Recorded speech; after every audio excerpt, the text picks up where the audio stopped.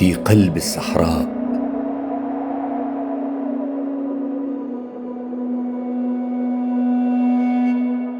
تقف الأهرامات العظيمة بارزة تحت حزام أوريون،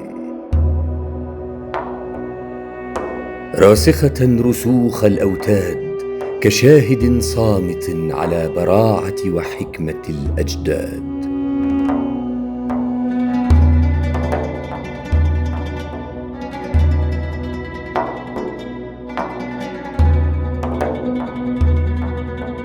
نعم، إنهم أجدادنا، أجداد الإنسانية، القدماء المصريين.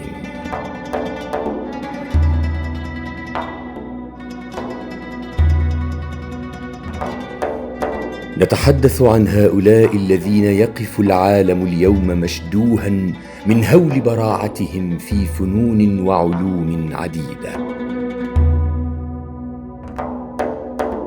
فرغم قدم زمنهم عن عصر التكنولوجيا بسنين مديدة، فقد برعوا في الطب والهندسة والعمارة، وملكوا الكثير من الأسرار. تلك الأسرار التي لم تزل إلى يومنا هذا موضع بحث وانبهار.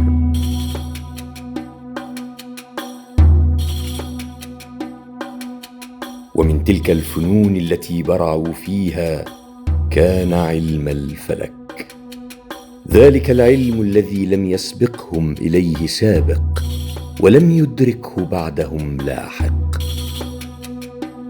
لقد استرعت الظواهر الطبيعية كالبرق،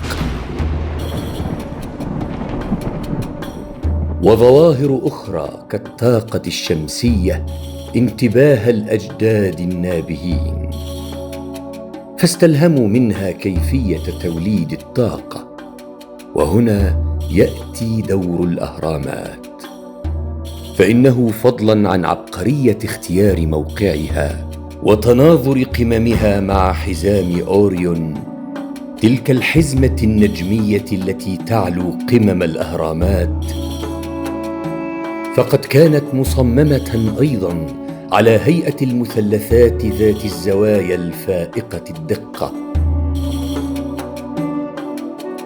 بغرض جمع وتوليد الطاقة من خلال علم الفلك، وكذلك من خلال استخدام مسارات المياه وتركيب المعادن ودراسة المجالات الكهرومغناطيسية للأرض.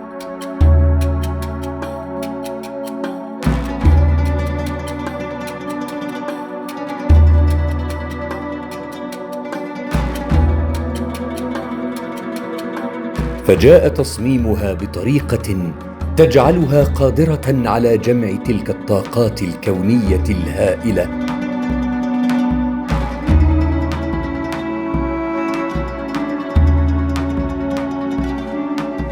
ومن ثم تحويلها إلى طاقة لاسلكية لإنارة الأنفاق تحت الأرض.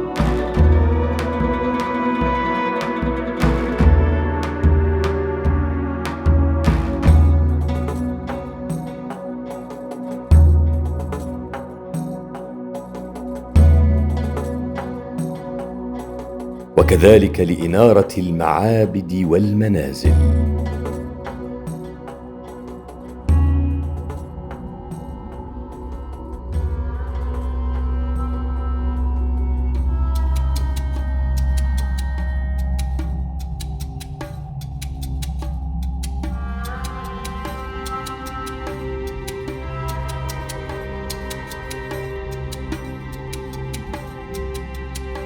وأيضاً لم تكن المسلات الشاهقة مجرد كتل حجرية بالغة الارتفاع يتم النقش عليها بالكلمات الزاخرة بالقصص والأساطير، بل كانت تعمل كموصلات للطاقة. نعم، موصلات طاقة. فقد كانت تتم عملية هيكلة المسلات لتصير قطعة واحدة ذات دقة متناهية، حيث يصل طول المسلة الواحدة إلى 40 متراً، بينما يتعدى وزنها في بعض الأحيان 1100 طناً من الجرانيت الأحمر، والذي يحتوي على مادة الكوارتز، تلك المادة التي كانت تمكنهم من إنتاج طاقة شديدة الكثافة.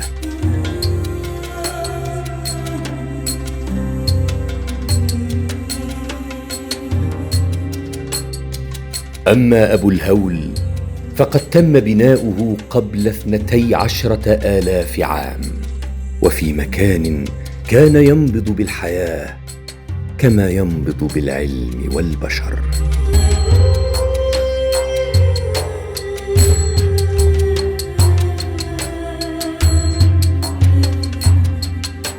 لقد تم تشييده في بادئ الأمر ليكون تمثالاً لأسد كامل يرمز للقوة والشجاعة، ولكن مع مرور الزمن أعيد نحت رأسه مرة أخرى، ولكن هذه المرة على هيئة بشر، وبقي جسمه محتفظاً بشكل أسد ليجسد الحكمة والقوة معاً. لكن وراء الحجر تكمن قصة أصدق ومهارة أعمق.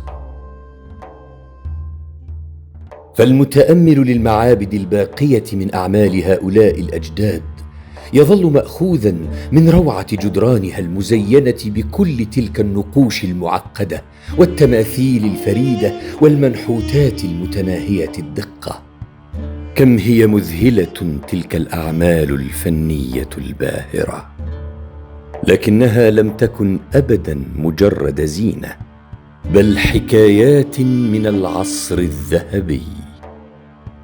إنها حكايات تصور كيف كانت الحياة المصرية القديمة، وكيف كان الإيمان العميق عند الأجداد. لكن هناك ثمة قصة أكثر تعقيداً. لقد امتلأت المعابد بالتماثيل التي تكاد تنطق من فرط روعتها.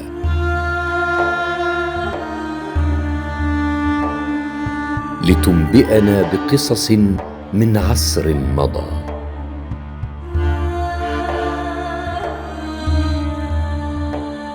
فكيف تمكن ذلك الفنان المصري القديم من أن ينحت تلك التماثيل الرائعة الجمال بتلك الدقة الفائقة التي عكست جمال الأرباب وقوة الملوك؟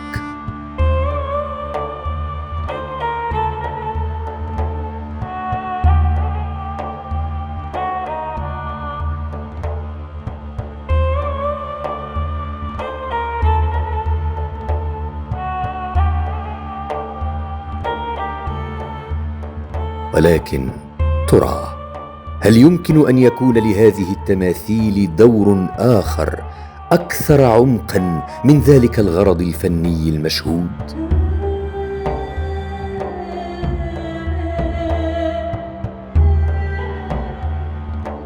وهنا يكمن السؤال: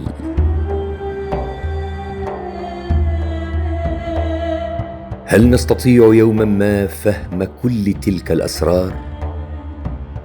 ربما يكون ذلك، أو تبقى الحيرة ويبقى السؤال. ولكن حتى ذلك الحين فإن آثار قدماء المصريين بالنسبة لنا ستظل مشاعل معرفة يلفها الغموض، ورمز صمود تسكنه ألغاز العبقرية. تنتظر كلما أشرقت الشمس على أبنيتها العظيمة من يستنطق أحجارها.